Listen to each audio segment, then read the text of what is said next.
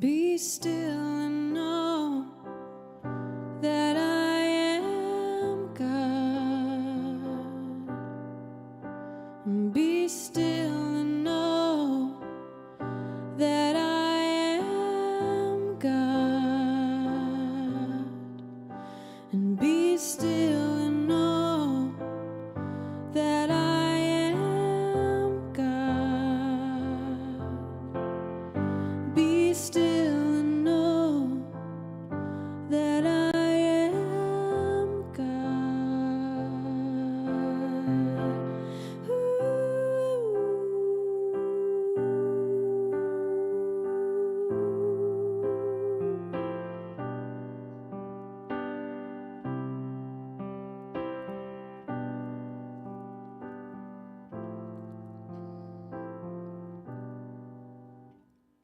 still and know that I am God.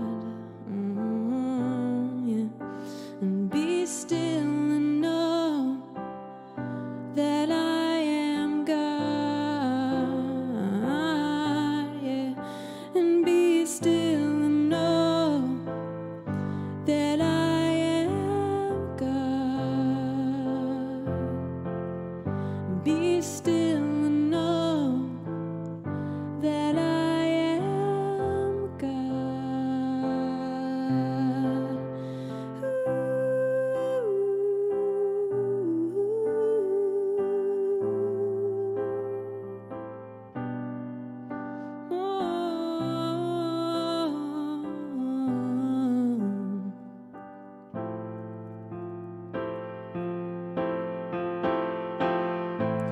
God is our refuge and strength,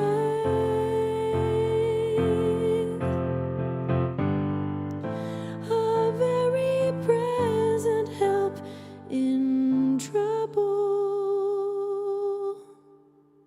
So be still and know that I am God. Be still and know that I am God, yeah. Therefore we will not fear, even though the earth be removed, and all the mountains be carried into the midst of the sea. So be still and know that I am God. And be still and know that I am God. Be still and know that I am God. And be still and know that I am God, yeah.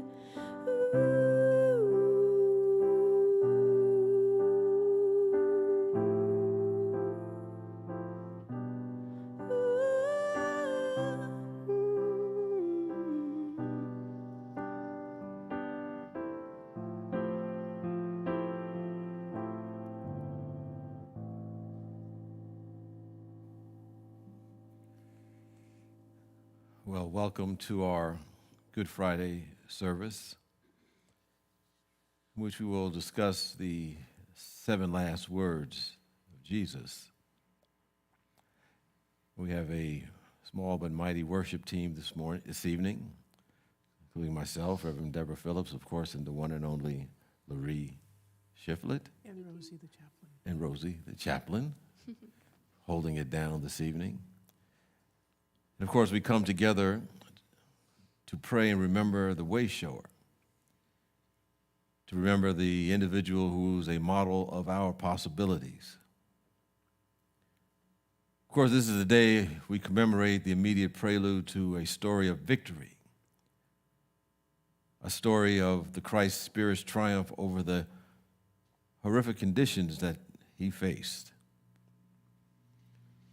And we come together to experience a retelling of the supreme test of Jesus' life. This ancient, sacred story illustrates that we, having faith in God, can rise above all earthly limitations to attain the fullness of spiritual life. And to begin, we light this candle to symbolize the everlasting light that shines within all of us, the Christ light that clears away all darkness. And with that awareness, let us commune with this presence in prayer for a moment.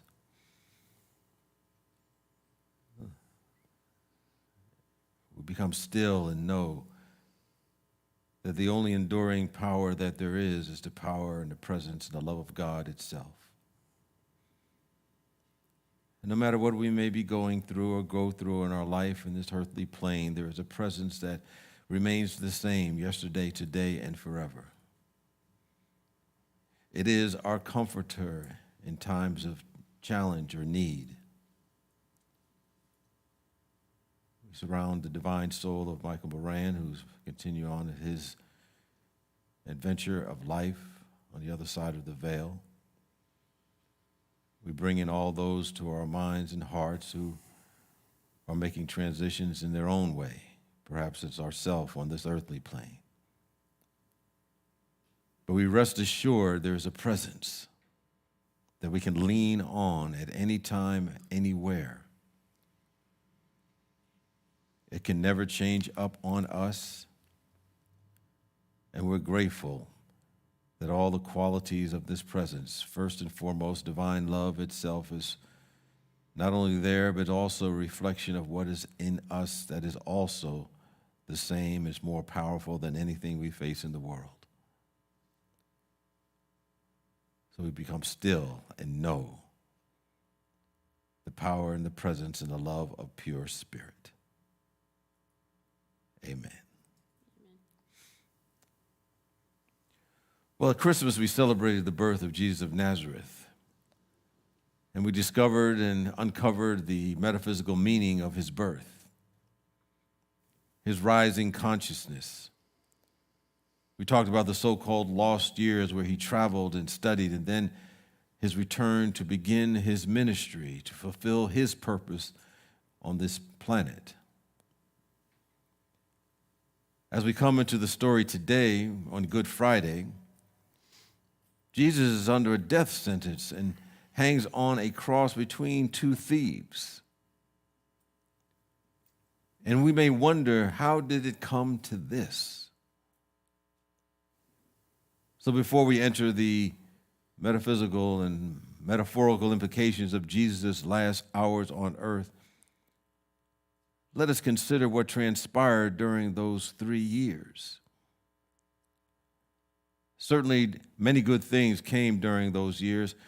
There were miracles and healings, turning water into wine, and many wonderful teachings such as the Sermon on the Mount. These are very high consciousness moments that we prefer to focus on. But there were other moments. Jesus openly defied Jewish authority. He openly challenged the Pharisees when he declared that what comes out of the mouth is more important than what goes, a direct attack on the ancient dietary laws. He was admonished for healing people on the Sabbath, but he didn't stop. There are 7 instances of Jesus healing on the Sabbath. He charged through the temple courtyard and turned the money changers' tables. And then to top it off, he rode into Jerusalem just as King Solomon had, with people waving palms and proclaiming him the King of the Jews.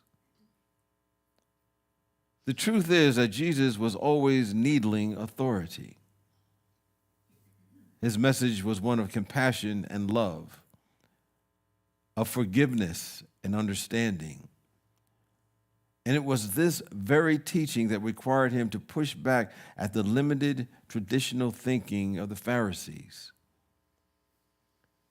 Looking at this dynamic, we can see that Jesus had constant pressure to stray from his spiritual path. Certainly, it would have made his life much easier if he simply played by the rules. But he chose again and again to follow his innate spiritual guidance. He chose to continue making drastic comments and observations, take actions that defied religious law, to push for higher and higher consciousness among his followers.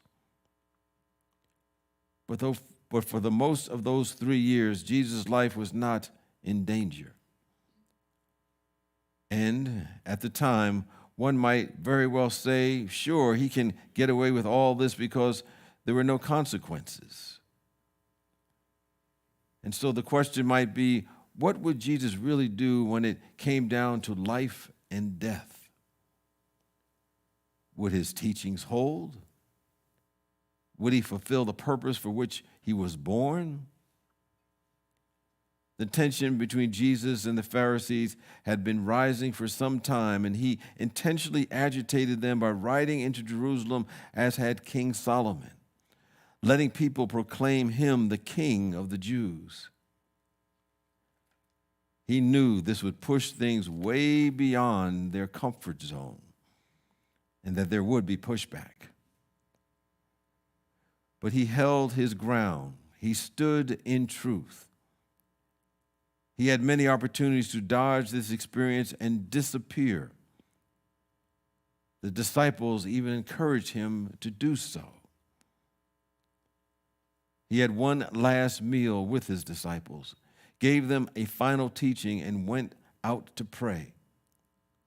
It's not that he was without moments of doubt. We recall that poignant moment in the garden that night before his arrest. He prayed for this cup to be passed by him. But he stayed. He was arrested. He could have recanted to Pilate or Herod, but he refused to engage them. He had another opportunity on the cross, but again, let it pass. As we find him on the cross today, he is in pain, hungry, dehydrated, dirty, and still teaching. When we examine the last 7 statements that Jesus made on the cross, we find that they embody his entire message. Metaphysically, we do not view the crucifixion of Jesus as a tragedy, but as a step towards a great victory. Jesus assured us that the same victory illustrated in his story can be attained by us. During his crucifixion experience, Jesus gave us 7 statements. These statements are scattered among the 4 Gospels, and each of the 7 statements made by Jesus may be considered as a continuation of his teachings, which are especially appropriate to us for us today. Jesus used a unique form of highly condensed metaphysical teaching, almost a kind of verbal shorthand. But for those with eyes to see and ears to hear, there is significant spiritual meaning. The crucifixion itself symbolizes a process of crossing out or eliminating that which no longer needful for our continued unfoldment. What has fulfilled its purpose in us must either be lifted to a higher level of expression in consciousness or released completely. Jesus' crucifixion illustrates both of these meanings. The 7 statements by Jesus from the cross verbalize 7 great realizations of truth, which are necessary for our continued spiritual growth and unfoldment. Well, at this time, in order to maintain the consciousness throughout the evening, we're going to do our offertory at this time. So I invite those who wish to make a contribution to Spiritual Life Center to fulfill our purpose of helping transform lives and make a positive difference in our world. We invite you to prepare your offering. And for those who may be watching online, you can text us to SLC to 44321, SLC 44321, or go to our website, slcworld.org. Click the Donate tab, and you can give in other ways, including sending a check by mail. So at this time, as you hold in your hand or in your mind those gifts that you've already given, or holding those that you're giving this evening, know that this is a shadow of divine love that is being expressed. And there's a way that we recognize that as we give out anything, it's something that we keep energetically. And it's no way that we can outgive the universe, so we can give knowing that it will come back to us in many different ways. So with that awareness, let's affirm and speak aloud our Offertory blessing. Divine love, as me, blesses and multiplies all that I am, all that I have, and all that I circulate. Thank you, God.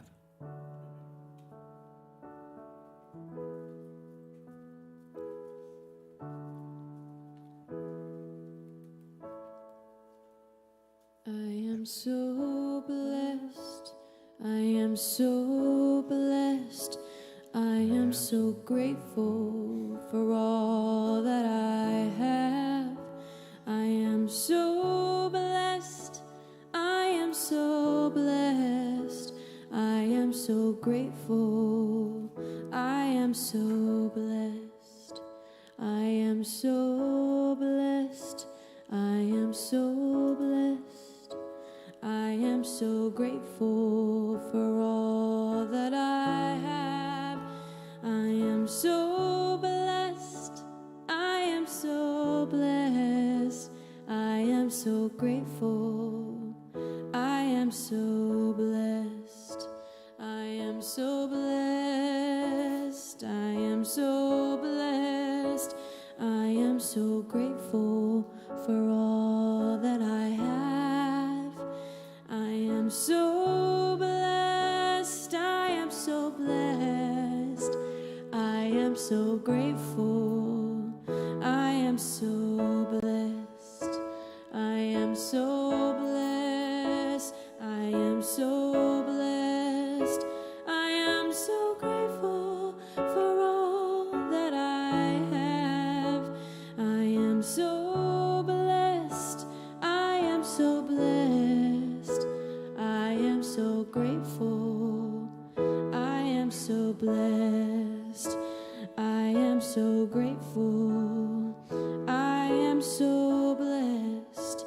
I am so grateful.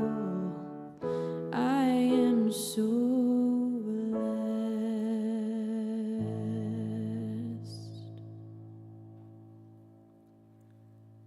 Father, forgive them, for they know not what they do. Inner forgiveness is the mightiest of spiritual acts. Without it, nothing in the nature of real spiritual progress can be achieved. Jesus made this the first of his 7 statements because of its primary importance. It is significant that he does not claim to be doing the forgiving. He acknowledges God as the only forgiving power. Human beings would be wise to do the same. We should try to realize that it is not my forgiveness or your forgiveness, but it is the forgiving love of God. In fact, we can say the presence, the power, and the love of God is never in a state of unforgiveness, because nothing we do can stop God from loving us, supporting us, uplifting us. At best, what we do, we frustrate this presence, but we cannot stop it. It makes it much easier to forgive when we realize that it is not something personal, which the small self, must cook up for myself. All I do is consent. I consent to let the loving power of God simply be directed through me in behalf of others who need such forgiveness. For they know not what they do. Indeed, if people really knew what they were doing when doing something wrong, they simply would not go through with it. Because behind all the offenses, there is a lack of understanding. Even a person who thinks he knows what he is or she is doing when they harm others actually does not. Thus, on Friday morning, when at the 3rd hour, 3 crosses were raised at Golgotha, and Jesus was placed on the middle cross with a thief on either side of him, he was able to look down on his tormentors and say, Father, forgive them, for they know not what they do.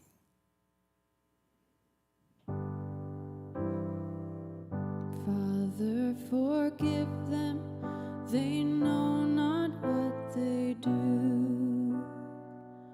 I hear you pray for those who torture you. These are the words that tear my grudges all apart. Create in me a tender heart. Create in me a tender heart.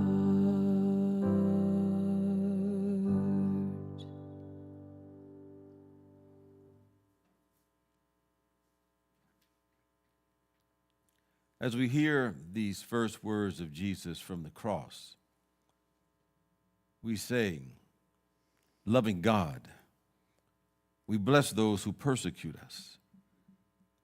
In doing so, the Christ Spirit cleanses us of the injustices we have committed and those that have been committed toward us.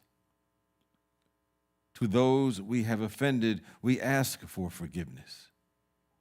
To those who have hurt us, we offer forgiveness.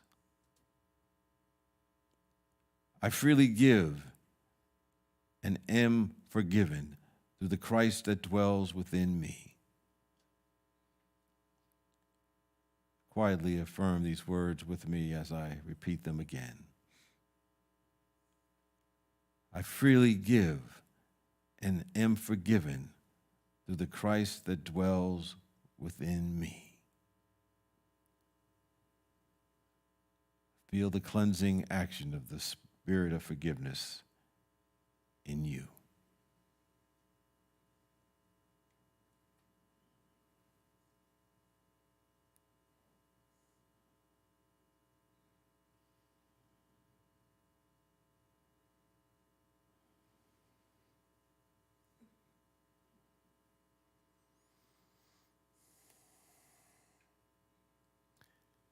Today, you will be with me in paradise.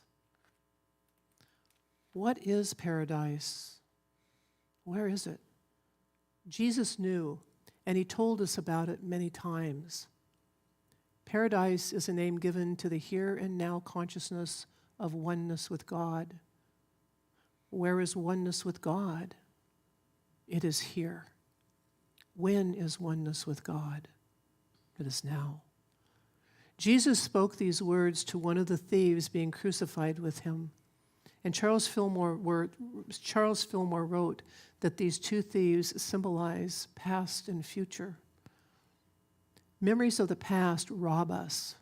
Anxiety about the future robs us as well. But spiritual awareness, or Jesus, never robs us. Rather, it gives us strength and protection. What does spiritual awareness in us say about our past or future? Does it tell us to fear it? Does it urge us to protect ourselves from it? No.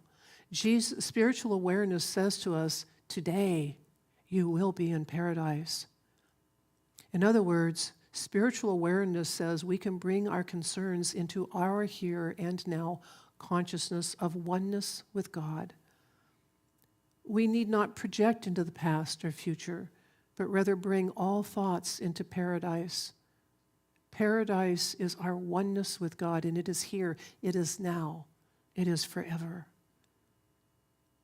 As the day progressed, one of the three thieves railed at Jesus, saying, "Are you not the Christ? Save yourself and us." But the other thief rebuked him, saying, "Do you not fear God, since you are under the same sentence of condemnation? Are we condemned justly? And we are condemned justly, for we are receiving the due reward for our deeds. But this man has done nothing wrong." And he said, "Jesus, remember me when you come into your kingdom." And Jesus spoke, saying, "Truly I say unto you, Today you will be with me in paradise.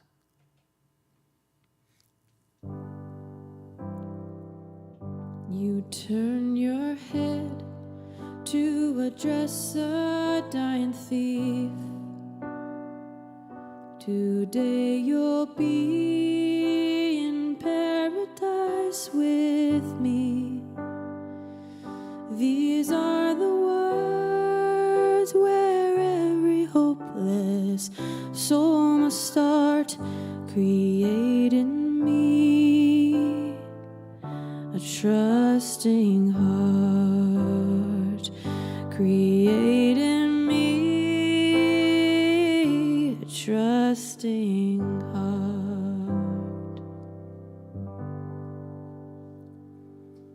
As we turn now to that quiet place within, we carry with us the knowledge that whenever we turn to the Christ of our being and ask for help, it is always freely given. And take this affirmation in. In faith, I turn to the Christ within and know that this day and every day I am one with my good, one with my God.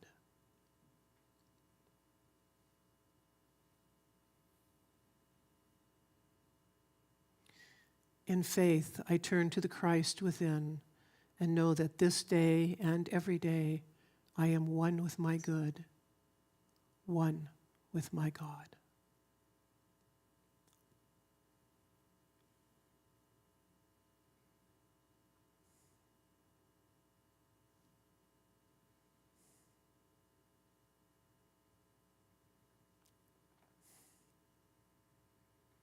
Woman, behold your son. Behold your mother. These words were spoken to Mary and, according to tradition, to the disciple John.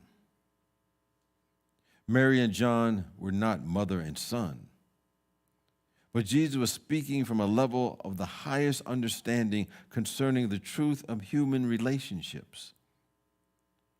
One of the greatest realizations that can come to a person is the realization of his true relationship to every other human being in the human family. Whatever biological ties may exist, the metaphysical ties are stronger and more important. In spirit, we are each other's mother, brother, and sister. To realize this and to accept this will guarantee great steps forward in spiritual unfoldment. Jesus saw his mother and said to her, "Woman, behold your son." And looking at John, he said, "Son, behold your mother." And from that hour, John took Mary as his own. Then unto Mary, woman, behold your son. Behold your mother, your dying words to John. These words began a family of which I'm a part. Create in me a holy heart. Create in me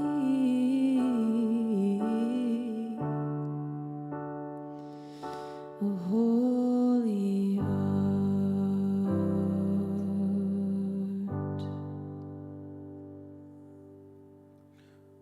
We are reminded by this third statement that it is our responsibility to provide for those who are unable to care for themselves. We fulfill our human responsibilities willingly and with great love. Let us deepen that awareness and as we listen and quietly say to ourselves this affirmation. As I unfold spiritually, I fulfill my every obligation responsibly, wisely, and lovingly. As I unfold spiritually, I fulfill my every obligation responsibly, wisely, and lovingly. Let us reflect on that for a few moments.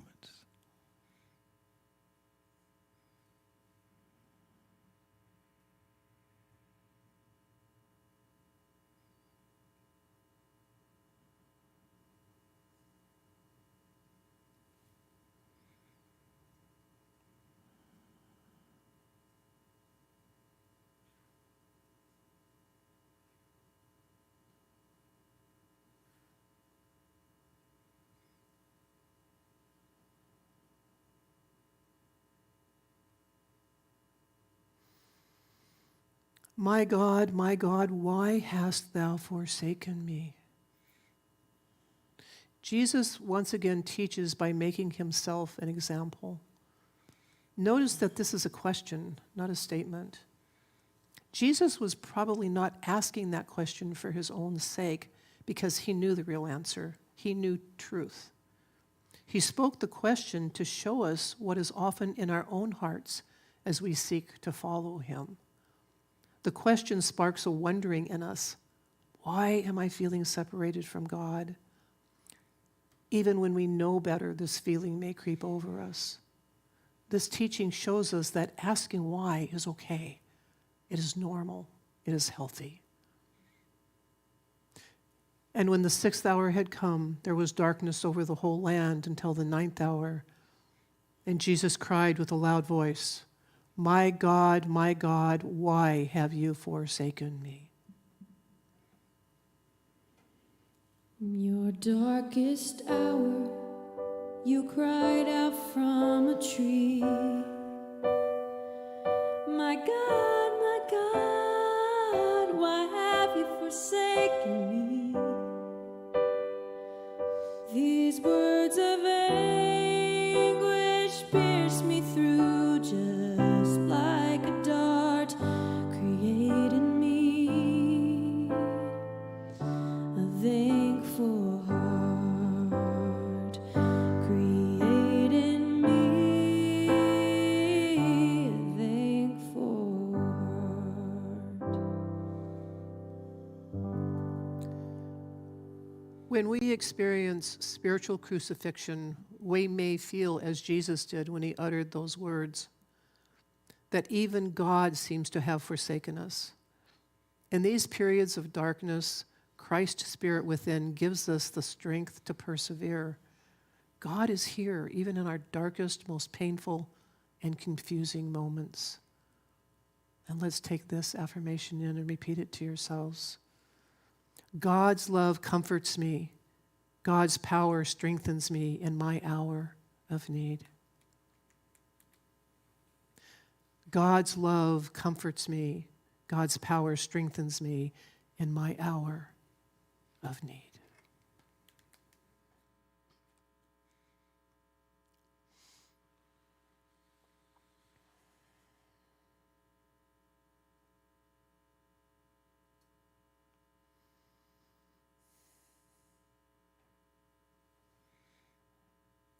I thirst.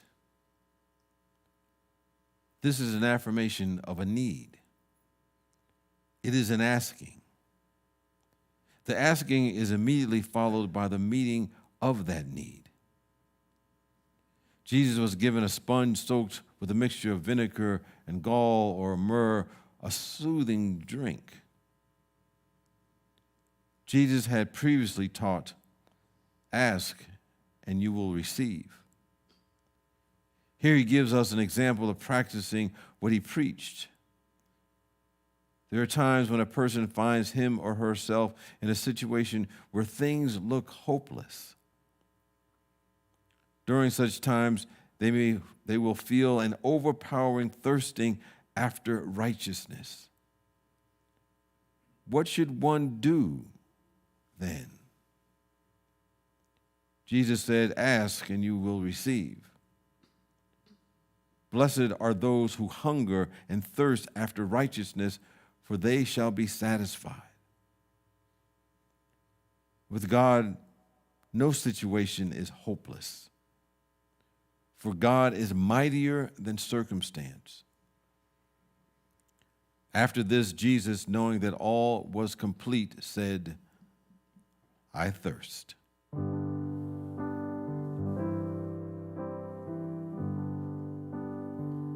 You said I thirst, yet it was not for wine. You thirst for love from desert souls like mine. And with these words, a flowing river you impart, create in me a loving heart. Create in me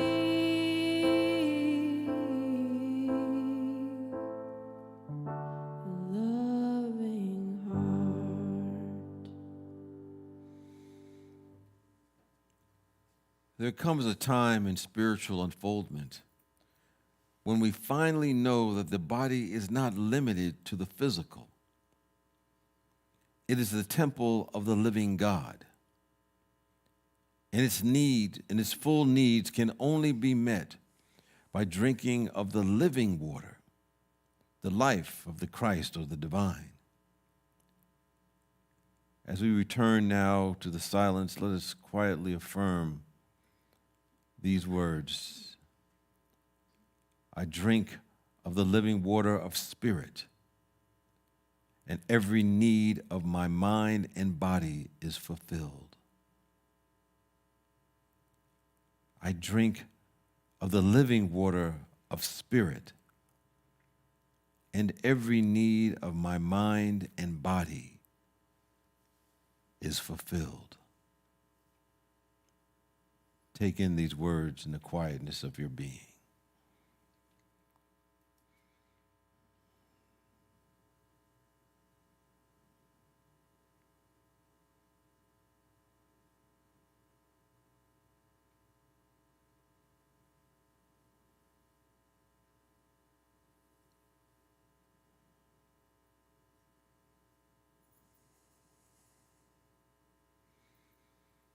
It is finished. Everything that happens in a person's life is part of the cycle of learning, growing, and unfolding. Each event, each experience, each relationship, each victory, each defeat is a factor in the great overall pattern of evolution. Though difficult, the highest thing we can do is recognize when something has fulfilled its role in our life and is now finished business. Some people never learn to recognize when something is finished. This pertains to other persons, possessions, jobs, pleasures, etc. But it is especially pertains to cycles of experience in our life process. Certain difficult or painful experiences will revisit us until we become aware that something in our consciousness is calling them. But then awareness dawns, and we say, as Jesus did, it is finished, holding no grudges, nursing no hurt feelings, carrying no unhappy memories. If it is finished, let it go. The work is done. Greater good is now in store, and we let the past bury the past. It is finished. And when Jesus had received a drink, he uttered his sixth statement. It is finished. Then it is finished. Your work on earth was done. For in 3 days your battle would be won. These are the words with which you crown your works of art. Create in me a perfect heart.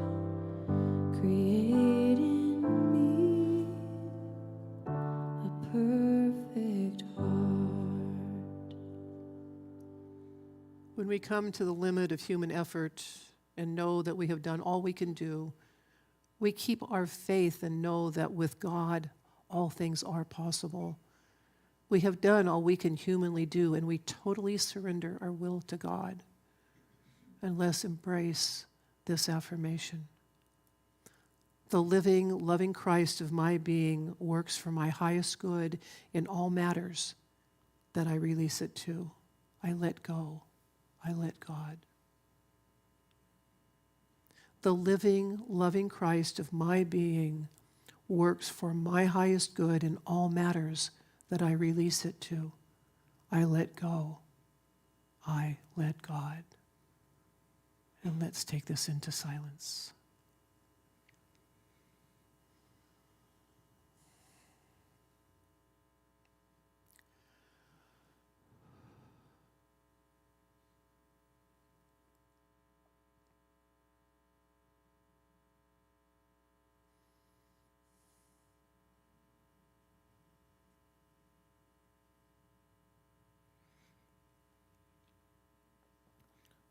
Abba, into thy hands I commit my spirit. In the beginning, God. In every ending, God. God is all in all. Jesus had gone through a complete cycle in which he had accomplished exactly what he had come here to do. He had brought the cycle to a climax in the symbolism of the drama of the crucifixion. The word he chooses to verbalize that climax are in the statement which is the apotheosis. Father, into thy hands I commit my spirit.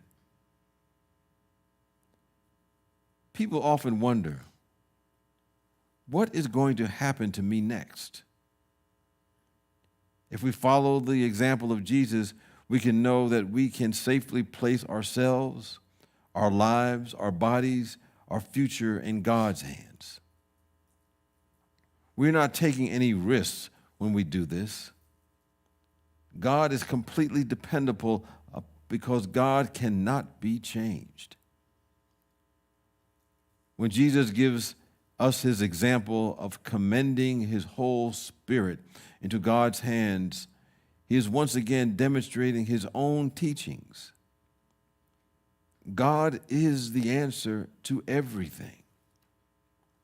God is the meaning behind everything.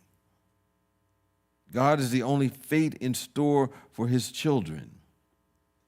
And God is absolute good. There was darkness over the whole land until the 9th hour.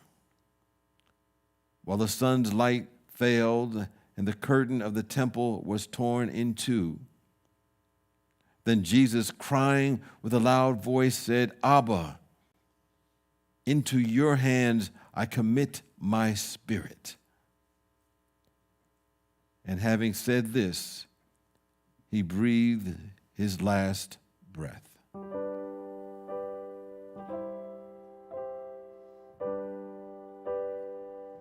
Into your hands, Father, I commend my breath. Your final prayer as you close your eyes in death.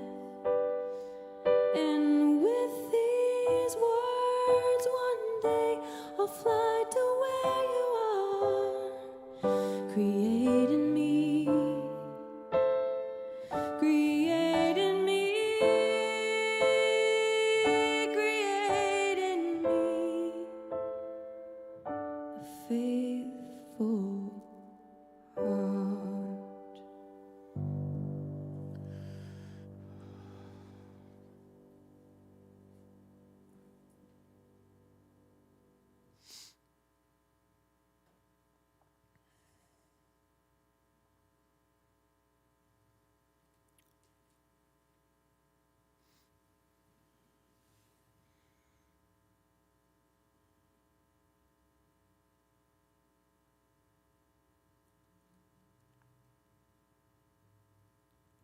as Jesus spoke the seventh statement. He surrendered his spirit. Not my will, but yours be done. Into the care and keeping of God, I give myself and all that concerns me. I rest from my labors and let God's will for good come forth in my life.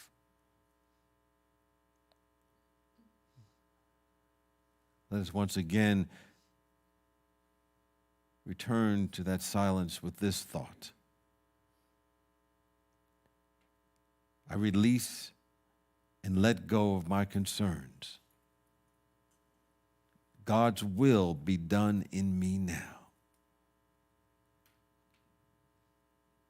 I release and let go of my concerns.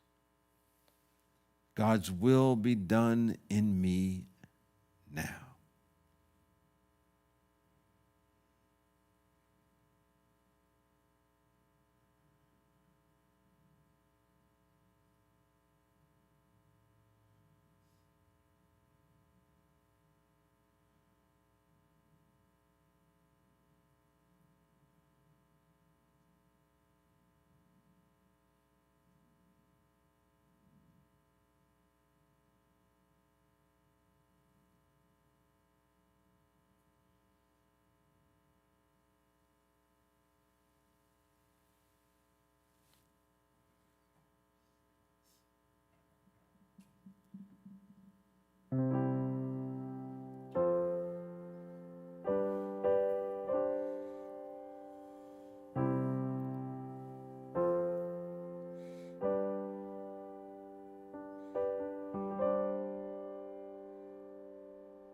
Christ has no body now but yours.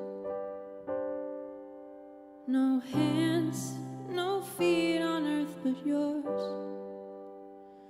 Yours are the eyes with which he looks, compassion on this world. Yours are the feet with which he walks to do good.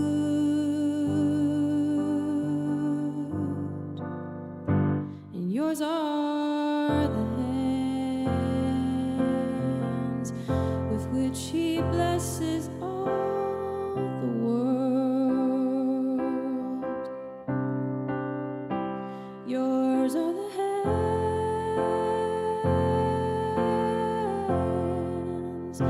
yours are the feet, yours are the eyes, you are his body.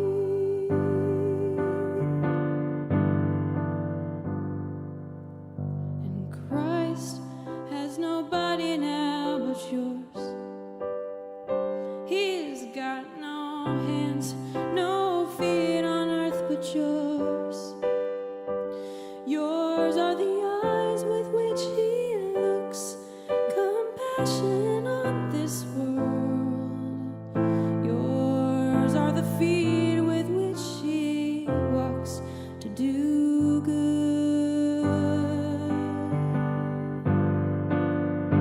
And yours are the hands with which he blesses all the world.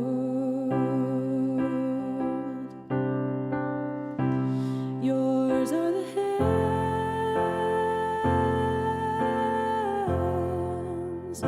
yours are the feet,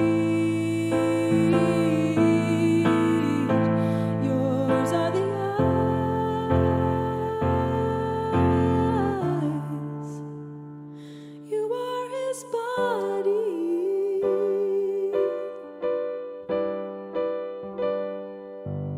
And Christ has no body now but yours. He's got no hands, no feet on earth but yours. And yours are the eyes with which he looks, compassion on this world. Oh,